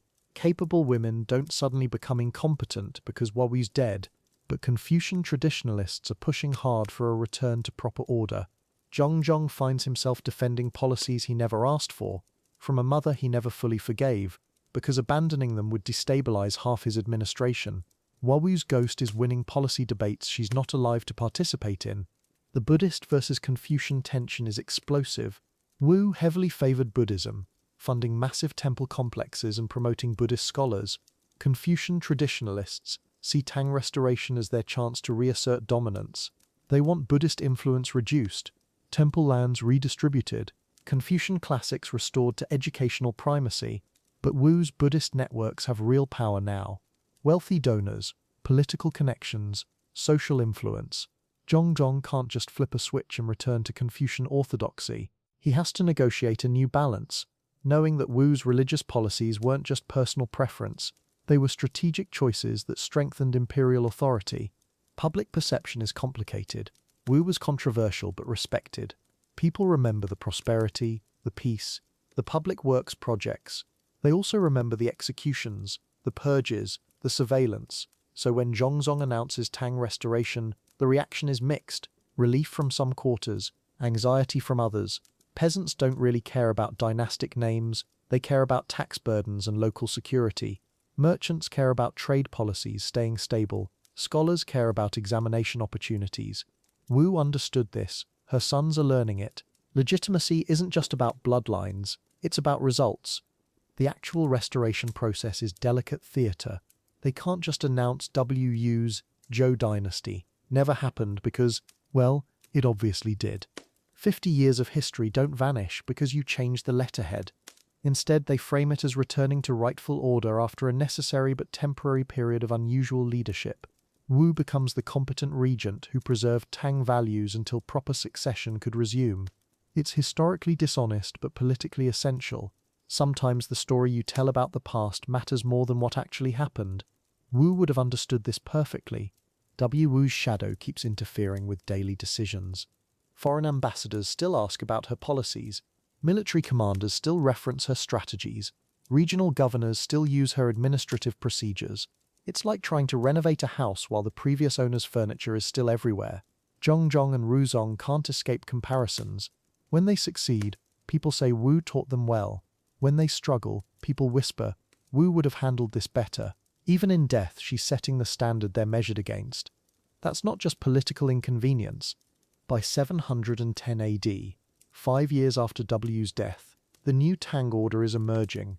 It's not the old Tang dynasty restored. It's something hybrid, Tang legitimacy with Wu's innovations, traditional succession with her administrative efficiency, Confucian rhetoric with Buddhist institutional power. Zhongzong and Ruzong succeeded not by erasing Wu's legacy, but by absorbing it. They learned the hardest lesson in politics. Sometimes the best way to defeat a predecessor is to become their most successful student. Wu's greatest victory might be how thoroughly she shaped the dynasty that claimed to replace her. Legacy and contention. The posthumous trial of Wu Zetian. Here's the thing about Wu Zetian. She died in 705 AD. But her trial? That's been going on for 13 centuries. Every generation puts her back in the dock. Brilliant administrator or bloodthirsty monster. Revolutionary feminist or power-hungry sociopath. The verdict keeps changing. And here's what's wild. It says more about us than it does about her. Because Wu didn't change. She's been dead for 1,300 years. But somehow we keep rewriting her story. The moment Wu Zetian took her last breath, the character assassination began. The Tang historians. These were men whose families she'd purged, whose Confucian worldview she'd shattered. They had scores to settle, and they were the ones holding the pens. They painted her as a she-devil who seduced emperors and murdered babies, a woman so evil, so unnatural, that heaven itself turned away. But here's the problem with that narrative. It doesn't explain how she ruled successfully for 50 years. Let's talk evidence. Real evidence. Under Wu's rule, China prospered. Trade routes flourished. The arts exploded. She expanded the civil service exam, giving poor scholars chances they'd never had. She promoted women to government positions, unheard of. She built temples and schools. The empire was stable, wealthy, powerful. But none of that mattered to the Tang chroniclers. They needed her to be a cautionary tale, a warning about what happens when women grab power. So they buried the achievements under layers of horror stories. The infanticide story. Let's pause here. Wu allegedly smothered her own newborn daughter to frame Empress Wang. It's the most damning accusation against her, and it might be completely made up. Think about it. The only witnesses were Wu, the dead baby, and supposedly Empress Wang. No one else saw it happen. The story first appears in records written decades after Wu's death, by historians who hated everything she represented. It's possible, but it's also conveniently unprovable and perfectly designed to destroy her reputation forever. Here's what we know for certain about Wu's methods. She used torture. She executed rivals. She ran a surveillance network that would make Stalin jealous. She eliminated entire bloodlines that threatened her rule. This isn't propaganda, it's documented fact. But here's the part that complicates everything. So did every other successful ruler of her era. Male emperors did exactly the same things. They just didn't get called monsters for it. They got called decisive, strong, necessary.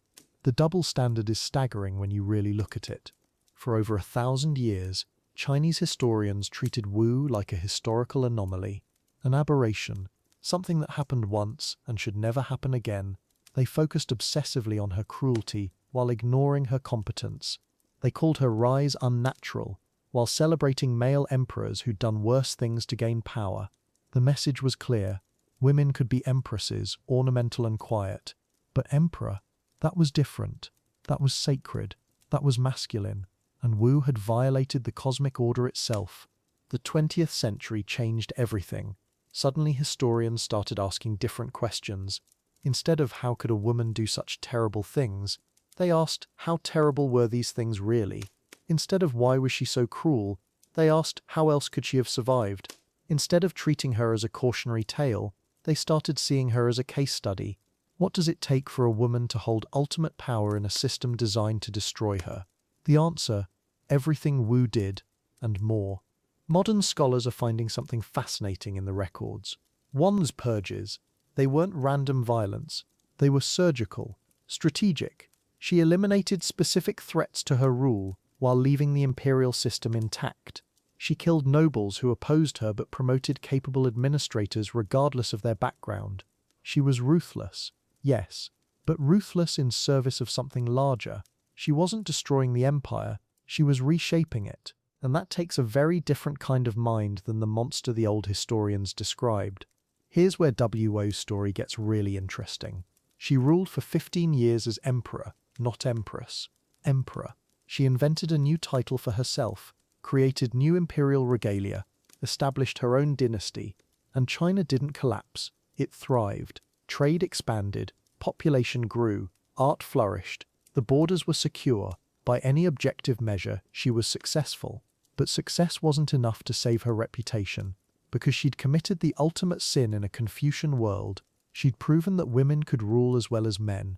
The rehabilitation of Wu Zetian started slowly. First, feminist historians in the West began questioning the traditional narrative. Then Chinese scholars started re-examining the sources. They found propaganda mixed with fact, misogyny disguised as moral judgment. They discovered that many of the most damning stories about Wu came from clearly biased sources, men who had personal or political reasons to destroy her memory. Layer by layer, they began separating the woman from the myth, and underneath all that slander, they found someone far more complex. Today, Wu Zetian is having her moment. Museums celebrate her as a trailblazer, documentaries explore her achievements, novels reimagine her story. Young women in China see her as inspiration, not warning, but this creates its own problems. Some modern treatments swing too far the other way, painting her as a misunderstood hero rather than the complex, flawed, brilliant, and yes, sometimes brutal ruler she actually was.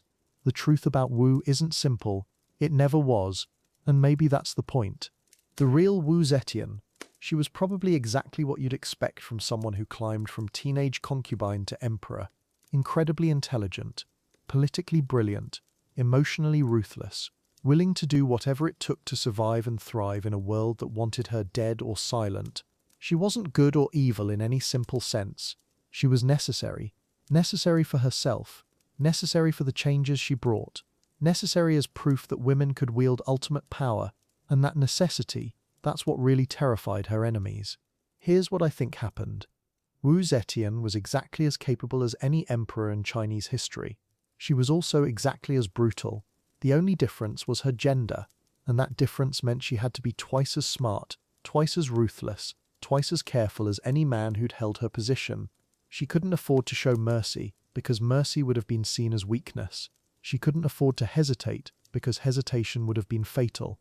She became what the system required her to become, and then history judged her for it. Wu Zetian's posthumous trial will probably never end. Each generation will rediscover her, reinterpret her, reshape her story to fit their own understanding of power and gender and history. And maybe that's fitting. She spent her life defying simple categories, refusing to be what others expected. Why should death change that? The woman who broke every rule about how women should behave, she's still breaking rules about how historical figures should be remembered. 13 centuries later, Wu Zetian is still causing controversy. She'd probably love that. Reassessing Wu, the modern debate. Here's the thing about history. It changes. Not the facts, but how we see them. For over 1,000 years, Wu Zetian was the monster empress. The woman who murdered babies and tortured rivals. Case closed. But something interesting started happening in the late 20th century. Scholars began asking different questions. What if we looked at her world through her eyes? What if we stopped judging an ancient Chinese woman by modern Western standards? The shift started quietly. Academic papers here and there. But by the 1990s, something bigger was happening. Feminist historians weren't trying to excuse Wu's brutality. They were trying to understand it. They asked, what options did she actually have? In a world where women couldn't inherit, couldn't rule, couldn't even exist politically, what would you have done? And suddenly, Wo's story looked completely different. Not better, not worse, just human. Think about her toolkit. One couldn't command armies like a prince. She couldn't inherit power like a son. She couldn't build political alliances like a man. So what could she use? Her sexuality? Her intelligence? Her willingness to be absolutely ruthless when cornered? Modern scholars started calling it survival adaptation. Wand wasn't uniquely evil, she was uniquely trapped, and she found uniquely creative ways to break free. Creative, violent, effective, but creative. The infanticide story that horrified generations. Modern historians aren't so sure it happened. The evidence is thin, the sources are hostile, and the timing is suspicious. The story only appears decades later, written by her enemies. What if it was propaganda? What if the most damning story about Wu was just made up? That possibility changes everything. Maybe she was ruthless and calculating, but baby killer? The jury's still out on that one. Here's what we know for certain. Wu ruled China for 50 years, half a century, and during that time, the empire prospered, art flourished, trade expanded, the government ran smoothly. Sure, she eliminated threats, but so did every successful emperor. The difference is, Wu had to eliminate more threats, because being female made her position infinitely more precarious. Every day she held power was a miracle. Every enemy she removed was survival. Modern scholars love pointing out Wu's progressive policies. She promoted women to government positions. She expanded educational opportunities for girls. She supported female entrepreneurs. She even commissioned statues showing women in positions of power. This wasn't just ruling, this was revolutionizing. Wu was quietly, systematically changing what it meant to be female in Chinese society. While everyone focused on her scandals, she was rewriting the rules for half the population. But here's where modern reassessment gets complicated. We can understand Wu's circumstances without excusing her methods. She probably did order torture. She definitely had people killed. She was paranoid, vindictive, and sometimes cruel. Understanding why she felt trapped doesn't erase the human cost. The question isn't whether Wu was good or bad. It's whether her achievements justify her brutality. And that's not a question history can answer for us. The comparison game is interesting. Wu's body count was lower than most emperors. Her reign was more stable than most dynasties. Her economic policies were more successful than most administrations. If Wu had been born male, with the exact same personality and methods, she'd be remembered as a great emperor. Not perfect, not beloved, but great. The fact that she's female somehow makes her brutality more shocking. Why? Because we expect different things from women. Modern China has embraced Wu in ways that would have horrified traditional historians. She appears on currency, statues commemorate her reign. Tour guides at her tomb call her a feminist icon. Young Chinese women see her as proof that glass ceilings can be shattered, not through kindness or patience, but through intelligence, determination, and yes, ruthlessness. Wu has become a symbol, and symbols are powerful things, maybe more powerful than historical accuracy. The academic debate gets heated. Traditional historians argue that glorifying Wu sends dangerous messages, that we're romanticizing tyranny, that we're letting gender politics cloud historical judgment. Feminist scholars counter that we've been clouded for centuries, just in the opposite direction, that calling Wu uniquely evil while excusing identical behavior in male rulers reveals our own biases. Both sides have points. Both sides probably go too far. Here's what's fascinating. Wu's story forces us to confront uncomfortable questions about power itself. Is political violence ever justified? Does effective governance excuse brutal methods? Can someone be both a tyrant and a progressive? Wu doesn't fit our neat categories. She's neither pure victim nor pure villain. She's something messier and more human. A woman who grabbed power in the only way available to her and used it brilliantly and terribly. The modern reassessment doesn't rehabilitate Wu. It complicates her. It makes her story richer and stranger. We see her paranoia as partly justified. Female rulers didn't usually live long. We see her brutality as partly strategic. Mercy was weakness in her world. We see her achievements as partly revolutionary. She changed Chinese society in lasting ways. None of this excuses anything, but it explains everything, and explanation might be more valuable than judgment. Wan Yu's legacy is still being written. Every generation sees her differently. The Qing dynasty painted her as a cautionary tale about female ambition. The Communist Party celebrated her as a class warrior. Modern feminists claim her as an icon of female empowerment. Future historians will probably find new angles we can't imagine. That's how it works with complicated figures. They reflect our values as much as they reveal their own times. So what do we make of Wu Zetian?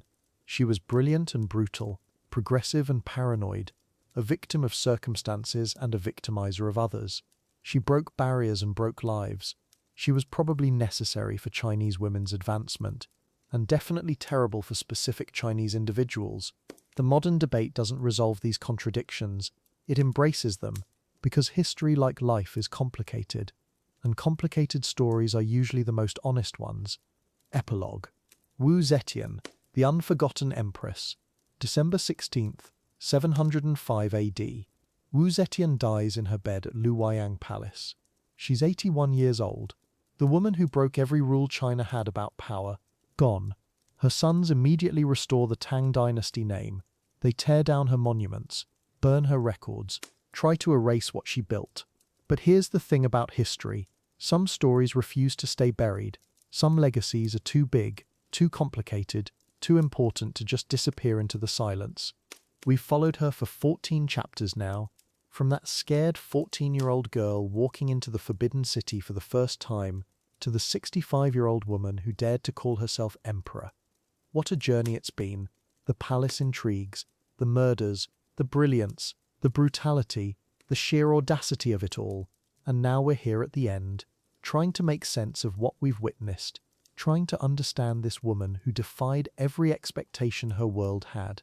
Think about everything she was: concubine, empress, emperor, mother, murderer, administrator, patron of the arts, Buddhist devotee, political genius, monster, saint. How do you reconcile all of that in one person? How do you hold the woman who promoted education for girls right next to the woman who possibly smothered her own baby daughter? The answer is, you don't reconcile it. You hold the contradiction. You sit with the complexity, because that's what real people are. Her achievements were staggering. 50 years of effective rule, economic prosperity that lasted generations, roads built, canals dug, art commissioned, the imperial examination system expanded to include more common people, women's rights advanced by centuries, China's borders secured, the capital city beautified beyond recognition. By any measure of governance, she succeeded. By any standard of leadership, she delivered. And yet, the bodies, the purges, the families destroyed, the terror she used to maintain power. But here's what she proved beyond question. A woman could rule, not just survive in power, not just influence from behind the scenes. Rule, command armies, make policy, inspire loyalty, crush rebellion. Everything Chinese society said was impossible for a woman, she did, for 50 years. And China didn't collapse, didn't weaken, didn't fall apart. In fact, it thrived. That's the lesson her enemies could never erase. No matter how many monuments they tore down, that's the truth that survived her. Her mark on China ran deeper than politics. The Buddhist temples she built still stand today. The trade routes she secured, the irrigation systems, the literary works commissioned during her reign, the legal reforms, the educational policies, even the urban planning of Luoyang. 1400 years later, you can still trace her influence, still see the fingerprints of the woman who wasn't supposed to exist, who broke through barriers that seemed unbreakable, who changed the very idea of what power could look like. For centuries after her death, Chinese historians had no idea what to do with her. The Confucian scholars who wrote the histories, they hated everything she represented. Female authority, Buddhist influence, merit-based promotion, social mobility. So they emphasized the murders, minimized the achievements, painted her as a freakish aberration, a cautionary tale about what happens when the natural order gets disrupted. But even their hostile accounts couldn't hide her competence, her success, the prosperity of her reign. The facts kept breaking through. Modern historians see her differently. They've got access to archaeological evidence the old chroniclers didn't. Economic data, trade records, infrastructure projects, art and literature from her era, the physical proof of what Tang China accomplished under her rule. They can separate the woman from the mythology, the political genius from the propaganda, and what emerges is more complex, more human, more real than the monster stories. A brilliant, ruthless, capable leader who happened to be female in an impossible time. Her story illuminates something crucial about power itself, how it corrupts, how it isolates, how it demands impossible choices. She wasn't uniquely brutal for her era. Male emperors were just as ruthless. The difference was she had to be twice as smart, twice as careful, twice as merciless to achieve what men inherited by birthright. Every move she made was scrutinized, every decision questioned, every success downplayed. She couldn't afford to be anything less than perfect, and perfection in Imperial China required blood. Think about the impossible position she faced. Born into a world that said women were inherently inferior, trained from childhood to be decorative, submissive, invisible, given intelligence and ambition in a system designed to crush both. Every path to power required betraying someone. Every alliance demanded sacrifice. Every victory came with a body count. She could be pure and powerless, or corrupt and effective. Those were her options. She chose power. She chose to matter. She chose to change history rather than be erased by it. Her influence rippled forward through generations, not just in China but across Asia. Women who came after her could point to her example, could say, "It's been done before." A woman held ultimate power for 50 years and the empire prospered. The precedent existed. The possibility was real. Even if later dynasties tried to suppress her memory, the memory survived. In folk tales, in temple stories, in the quiet knowledge passed between mothers and daughters, that sometimes, rarely, incredibly, a woman could rise. We have to hold all of it. Her brilliance and her brutality, her groundbreaking achievements and her terrible crimes, her devotion to Buddhist compassion and her willingness to torture enemies, the prosperity she brought to millions, and the misery she inflicted on hundreds. This isn't moral relativism. It's recognition that real historical figures resist simple categories, that greatness and monstrosity can coexist in the same person, that understanding the past means accepting its contradictions without trying to resolve them into neat narratives. Why does her story matter today? Because it asks uncomfortable questions about power, gender, and the prices we pay for progress. Because it shows what extraordinary achievement looks like under extraordinary constraints. Because it proves that breaking barriers requires breaking other things too. Because 1400 years later, we're still debating the same questions she faced. How much ruthlessness is acceptable? What sacrifices are justified? When does survival become villainy? Her life doesn't answer those questions, but it forces us to ask them. Wu Zetian died on a cold winter morning in 705, but her story lives on. In every woman who refuses to accept limitations, in every leader who chooses effectiveness over popularity, in every person who understands that history belongs to those bold enough to seize it. She was unforgettable because she was impossible. She mattered because she refused to disappear. And maybe that's enough. Maybe that's how you achieve immortality. You become too important to erase, too complex to forget, too human to dismiss.